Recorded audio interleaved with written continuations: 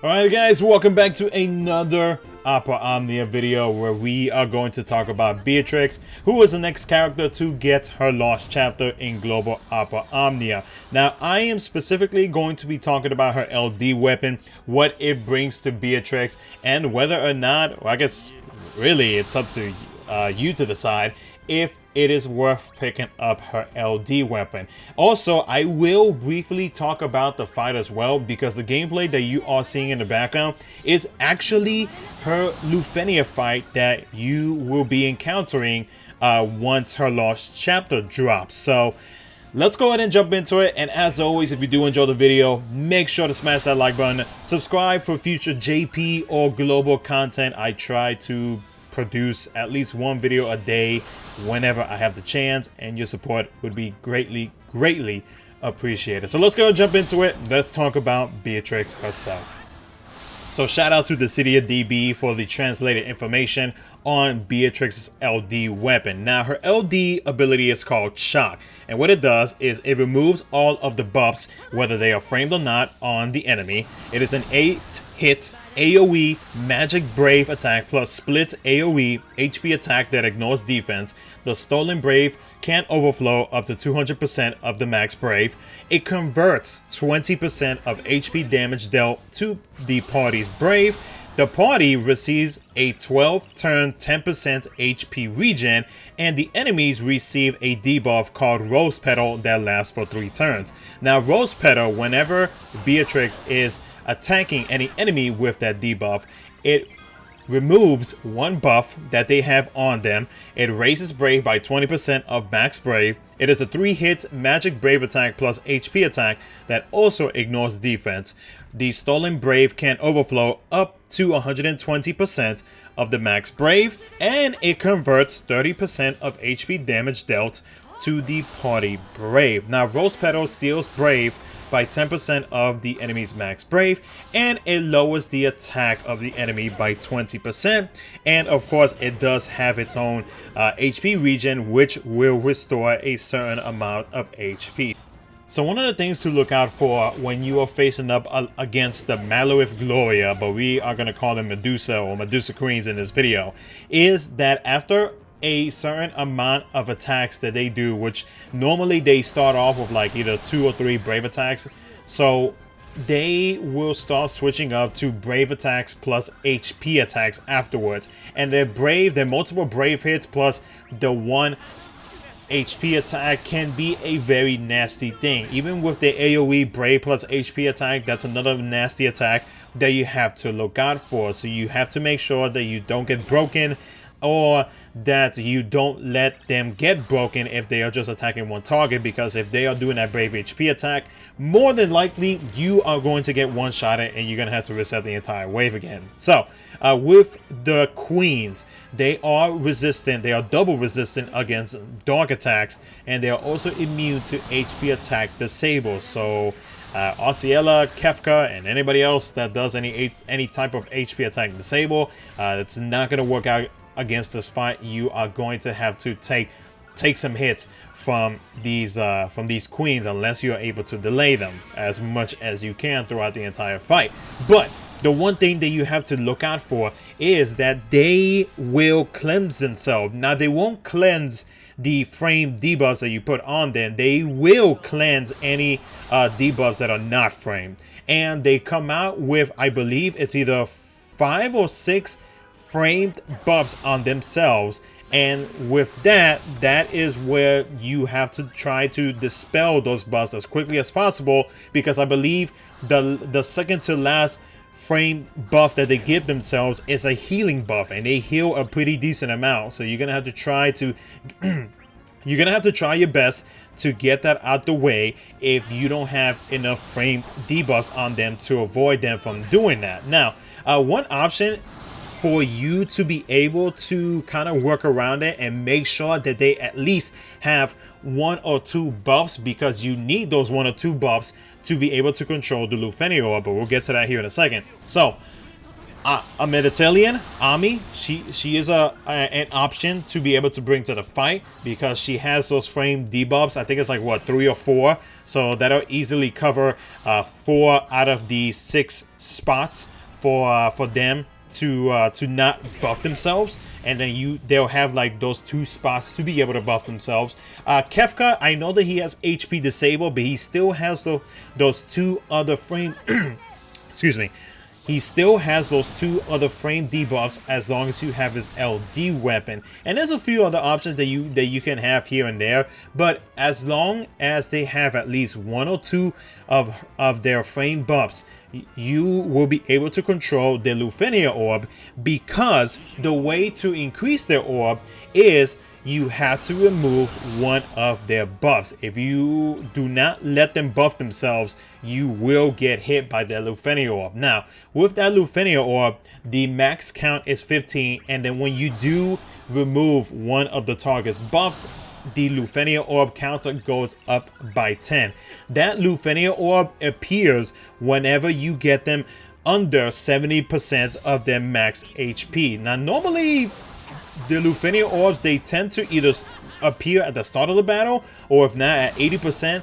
I don't know why they decided to make it so that it'll appear at 70%, but you know what? I mean, that's fine, because that gives us an extra opportunity to set up for whatever it is that we have to do, so that way we have the upper hand whenever we are taking on the Medusa Queens. So once they cross that 70% HP, or 70% of their max HP or below, that LUFENIA orb will go up, and then after that, that LUFENIA orb stays there. It does not go away for the rest of the fight. So, you know, hopefully this information will kind of give you an idea to be able to think of potential team comps when you are going up against these Medusa Queens. Hopefully the gameplay in the background kind of gives you an idea as well as to what you could potentially use.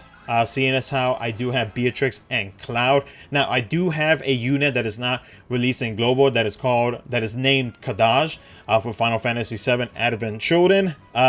If seeing as how, you know, it's not the most accurate thing. I mean, look, whenever I upload gameplays, I can tell you right now it's not the most accurate thing, but the gameplay is just kind of like there to show you what it is that you are going to see whenever you are taking on this LUFENIA fight. It's not like the most accurate thing ever. It's kind of like just like there for reference, basically, for what to kind of show off what the enemy does, etc., etc., so on and so forth. So overall, though, I mean, this fight, it's not hard at all. As long as you are able to control their buffs, removing their buffs slowly but surely, this fight will be a breeze. If you compare these to those 3 LUFENIA fights that we shall not speak of anymore from last month, then this fight right here will be easy peasy, and you'll be able to get your rewards and, you know, other stuff. So but other than that, though, guys, that's gonna be it for the video, at least for the commentary wise. I will let the gameplay roll out so that you can see towards the ending what happens, but again, it's really up to you as to whether or not you can, or if you should pull for Beatrix's LD or not. It's, you know, it's completely up to you, because I'm not gonna be that person to tell you like, hey, you should pull for this weapon just cause I said so. So but yeah, that's gonna be it for the video, guys. Hopefully this information in this video, when it's related to Beatrix's LD weapon, and then of course the info on the fight itself, was helpful to you. If you did enjoy this video, make sure to smash that like button, subscribe for future content. Enjoy the rest of the gameplay, guys. Take care, and I will catch you guys in my next video.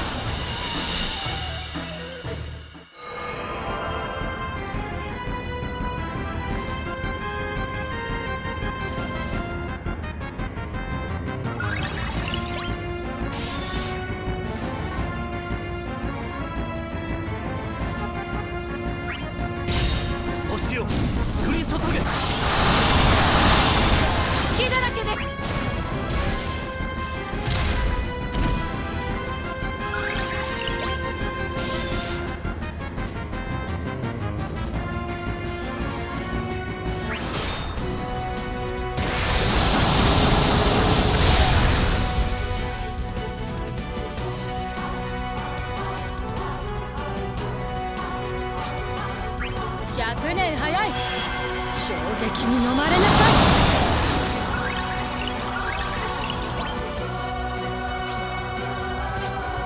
打ち砕こう。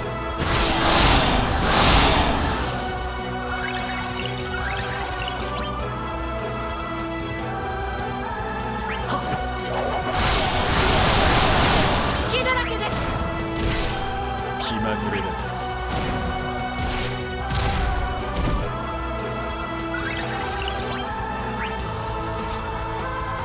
届けないね。バラのごと気まぐれだ。行くぞ。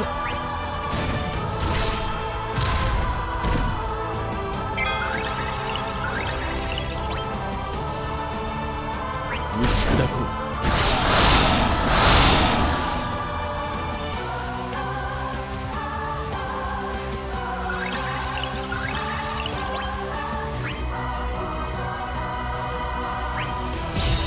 星を降り注ぐ。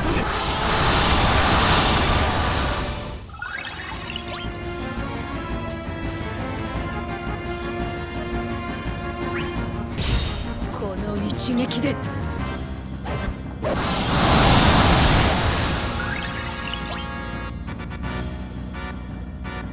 届けないね。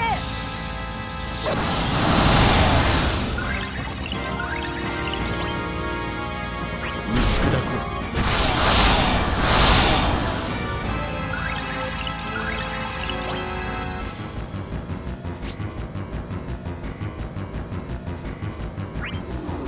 研ぎ澄ます。絶対0度の一撃。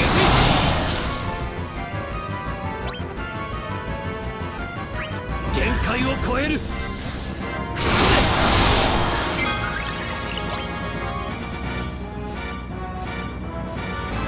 届けないね。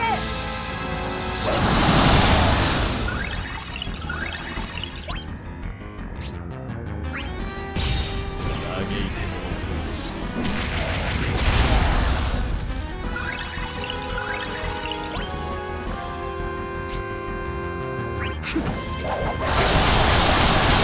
隙だらけです。い。気まぐれだ。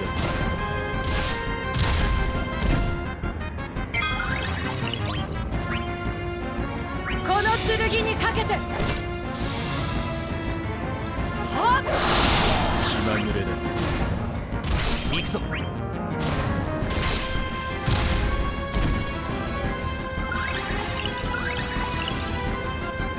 りがとう。僕たちは兄弟だ。星に復讐するんだ。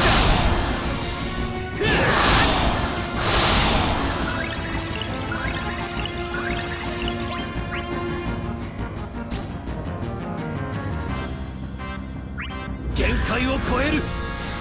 吹っ飛べ。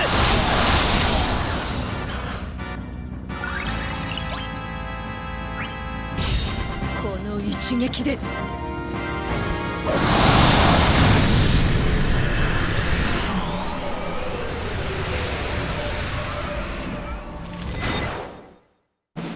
私たちに勝つなど100年早い。